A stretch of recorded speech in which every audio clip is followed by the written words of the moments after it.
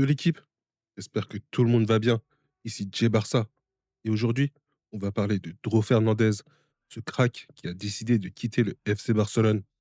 Comment est-ce possible pour le Barça de perdre un jeune talent pareil? Comment le PSG a réussi à boucler le dossier aussi rapidement? C'est un mystère que moi, Jay Détective, décidé de percer à jour. Ça n'a pas été simple, mais en regroupant toutes les informations et en faisant un travail de fond, j'ai réussi à trouver réponse à toutes les questions. Alors, sans plus attendre, let's go!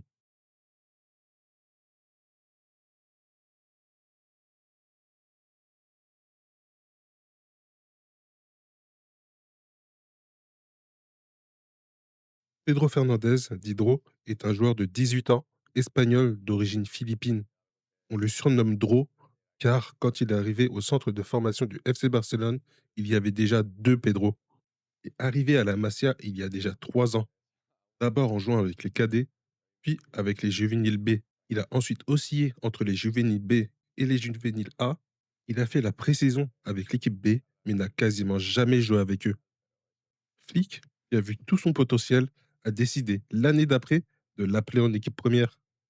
C'est un milieu de terrain offensif, capable de jouer en tant que milieu relayeur, meneur de jeu avancé, mais aussi ailier gauche.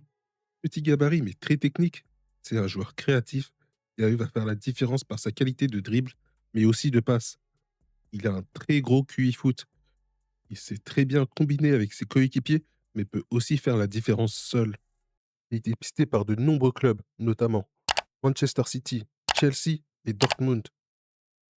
Et alors, pourquoi ce crack quitte le Barça? D'abord, le temps de jeu. Avec un milieu de terrain complètement bouché, le jeune milieu espagnol ne peut se contenter que de miettes. C'est sûr qu'avec Pedri, Olmo, Firmin, Casado, Rafinha et même Gavi, lorsqu'il reviendra de blessure, compliqué de trouver du temps de jeu. Le deuxième est financier. Le PSG lui offre un salaire 3 fois plus élevé que celui qu'il a à Barcelone. À cet âge-là, tripler son salaire direct, c'est vraiment tentant. Mais en plus de ça, il touchera une prime à la signature. Une offre vraiment difficile à refuser, surtout si on n'a pas un attachement émotionnel fort au FC Barcelone. Pour rappel, il est au club que depuis 3 ans. Mais le plus gros du dossier, c'est son agent, Ivan de la Peña. C'est quelqu'un d'assez coté au club, car il est déjà l'agent de Gavi, Eric Garcia et plusieurs jeunes de la Masia. C'est lui qui a poussé Dro à un départ au PSG. D'abord en bloquant toute négociation avec le FC Barcelone, puis proposant son joueur au club de la capitale. Il avait déjà essayé de le faire avec Gavi à l'époque, mais aussi avec Garcia plus récemment. Il a lui-même arrangé un meeting entre Dro et Luis Enrique, entraîneur du Paris Saint-Germain, dont il est lui-même l'agent. Cet entretien a eu lieu à Barcelone sans que personne ne le sache. Et de ce qui en ressort, le discours du coach espagnol a séduit l'ex-Massien. On le sait, Luis Enrique aime vraiment développer les jeunes joueurs, avec des exemples comme Warren, Barcola, Désiré Doué ou même Mayulu. On peut comprendre que le projet de jeu aussi ait séduit le joueur. C'était une surprise pour tout le monde lorsque Dro a annoncé son départ. Barcelone pensait même pouvoir le prolonger. On l'a vu, Flick était furieux lorsqu'il l'a appris, et il n'a pas mâché ses mots aux conférences de presse. Il a notamment dit: si tu veux jouer à Barcelone, ton cœur doit y être à 100%. Si tu es avec nous, tu dois vivre pour le maillot. Et tous les autres, je n'en veux pas. Il aurait aussi dit en privé que c'était la plus grande déception de sa carrière.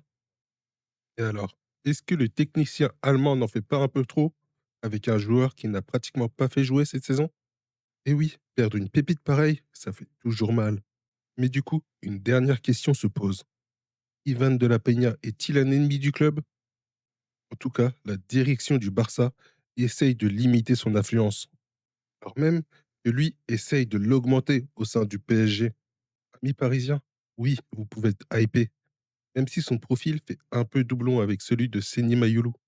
Mais pour nous, Barcelonais, il n'y a pas de quoi pleurer. Il y a tellement de pépites à la Masia qui attendent d'éclore.